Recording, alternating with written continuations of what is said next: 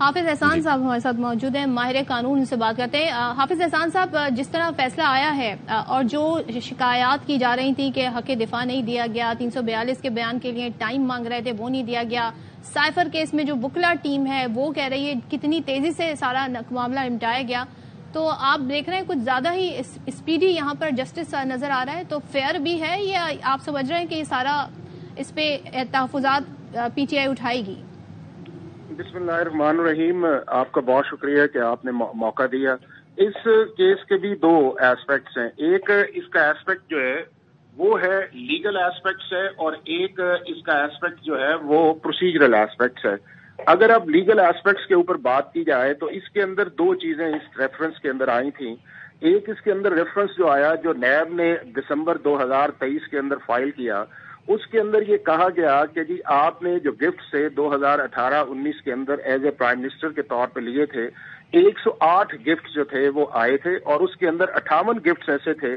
جس کو ریٹین کیا گیا اور اس کے اگینسٹ جو ہے وہ اماؤنٹ جمع کروائی گئی۔ اور جب وہ پروسیس کو اڈاپٹ کیا گیا تو بعد میں چیز یہ سامنے آئی کہ جو پروسیس کے اندر ویلیو تھی اس ویلیو کو ڈکلیئر نہیں کیا گیا، اور وہ ویلیو جو تھی وہ بلینز آف روپیز کی تھی، جس کو انڈر ویلیو کر کے تقریباً 142 ملین کے اندر ان گفٹس کو ریٹین کیا گیا۔ اب جب یہ چیزیں جو تھیں انکوائری سٹیج سے انویسٹیگیشنز کے اندر گئیں تو ان کی ایکسپلینیشن مانگی گئی تو وہ نہیں آئی، بلکہ اس کے لیے جو ایک لیگل نیریٹو کی بجائے ایک پولیٹیکل نیریٹو تھا وہ سامنے آیا، اور اس کے اندر یہ کہا گیا کہ جی چونکہ پریزیڈنٹ جو پہلے تھے وہ بھی یہی کرتے رہے تھے، اور اس کے بعد جو تھا وہ ہمارا جو فارمر پرائم منسٹر تھے وہ بھی کرتے رہے تھے، تو یہ کوئی ایسی انہونی بات نہیں ہے۔ بٹ بات اس کے اندر جو امپورٹنٹ تھی کہ جب آپ کا ایک مورل نیریٹو بھی تھا اور آپ کا ایک لیگل نیریٹو بھی تھا کہ ہم اس ملک کے اندر انصاف کی بالادستی کرنے آئے ہیں، ہم اس ملک کو چینج کرنے آئے ہیں، تو پھر as a prime minister of Pakistan آپ کی بہت بڑی رسپانسبلٹی تھی کہ آپ ان چیزوں کو نہ کرتے کہ جو دوسرے پرائم منسٹر یا پریزیڈنٹ کرتے رہے ہیں،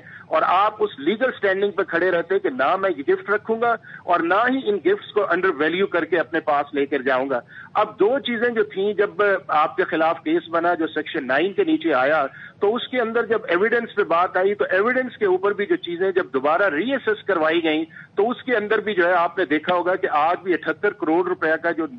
اس کے اندر فائن ہوا ہے وہ وہی ایک آپ کے پاس گیپ نظر آئے گا کہ جس گیپ کو دوبارہ اسیس کروایا گیا تو اس کے اندر انویلیو آیا۔ اور دوسرا جو سیکشن 15 کے نیچے سزا دی گئی وہ 10 سال کی ڈسکوالیفیکیشن ہے، وہ بھی لا کے اندر موجود ہے کہ اگر آپ کو سیکشن 9 کے اندر کنوکٹ کر دیا جائے اور اس کے اندر جو 14 سال جو میکسیمم اس کیس کے اندر آئی ہے تو پھر آپ کو ڈسکوالیفائی کیا جا سکتا ہے، اور یہی اپلائی جو تھا سیکشن 9 اور 10 جو تھا وہ میاں نواز شریف کے کیس کے اندر بھی آیا اور انہیں ڈسکوالیفائی کر دیا گیا۔ اب جو چیز آگے آئی ہے وہ یہ آئی ہے کہ چونکہ سب سے بڑا پرابلم یہ آ رہا ہے پی ٹی آئی کے سارے ایکسرسائز کے اندر ہے کہ یہ لیگل نیریٹو کی بجائے پولیٹیکل نیریٹو کو آگے لے کے چلتے ہیں، اور پولیٹیکل نیریٹو کو جب آگے لے کے چلتے ہیں تو پھر وہ آپ کی جو مورل سٹینڈنگ ہے وہ بھی پیچھے رہ جاتی ہے، اور جس طرح کیس کو لڑنا چاہیے تھا وہ کیس کو لڑا بھی نہیں جاتا، اور اس کی بجائے کیس کو لنگرنگ کا پروسیس کے اندر ڈالا جاتا ہے۔ اور ابھی اس کیس کے اندر بھی دیکھ لیں کہ ایک سمپل سی بات خطا کلامی کی معذرت، لیکن ایک سوال یہاں پہ یہ بھی ہے کہ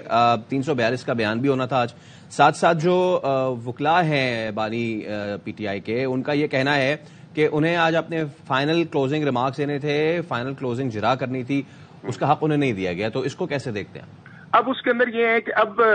پروسیجر پہ آ جاتے ہیں اس چیز کے اندر۔ اس میں کوئی شک نہیں ہے کہ آپ کا کرمنل پروسیجر کوڈ یا کانسٹیٹیوشن جو ہے، جو آرٹیکل 10A بھی ہے اور سیکشن 340 بھی ہے، یہ ایک ایکیوز کو فل رائٹ اور اختیار دیتا ہے کہ اس کو اس کی مرضی کا کاؤنسل دیا جائے، اس کو کراس ایگزامینیشن کے لیے رائٹ دیا جائے، چونکہ تین چیزیں بڑی امپورٹنٹ ہوتی ہیں کسی بھی کرمنل ٹرائل کے لیے۔ ایک آپ کا ہوتا ہے چارج فریم کے بعد پروسیکیوشن کی ایویڈنس، اس کے بعد ایکیوز کا رائٹ آف ڈیفینس آتا ہے، اس کے ساتھ آپ نے جرا کرنی ہوتی ہے، اور پھر 342 کا بیان آتا ہے، اور پھر اس کے بعد آپ آرگومنٹس کرتے ہیں وہ آتے ہیں۔ اگر یہ ساری چیزیں جس طرح ہیسٹ کے اندر آئی ہیں یا نظر آ رہی ہیں، جس طرح یہ جا رہی ہیں، اگر اس کو لے کے صرف ہائی کورٹ کے اندر جا کے یہ کہیں گے کہ ہمیں موقع نہیں ملا یا ہمیں جس طرح کی ایویڈنس اس کو سپورٹ کرنی چاہیے تھی اپنے اس سٹینس کو کہ ہم نے جو انڈر ویلیو کی ہے ہمیں وہ نہیں دیا گیا، یہ سیکشن 342 جو ہے وہ بڑا امپورٹنٹ آئے گا کہ اس کے اندر فارمر پرائم منسٹر اور ان کی وائف نے سٹینس کے لیے، क्योंकि दो चीजें सेक्शन 342 के अंदर इंपॉर्टेंट है कि आपके खिलाफ केस दर्ज क्यों किया गया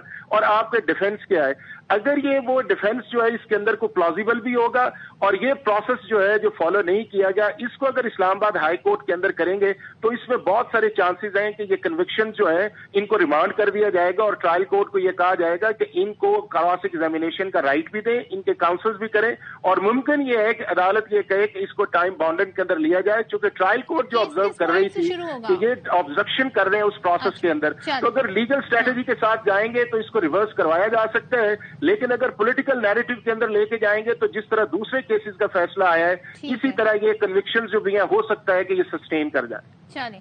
ठीक है, हमारे साथ ही रहिएगा।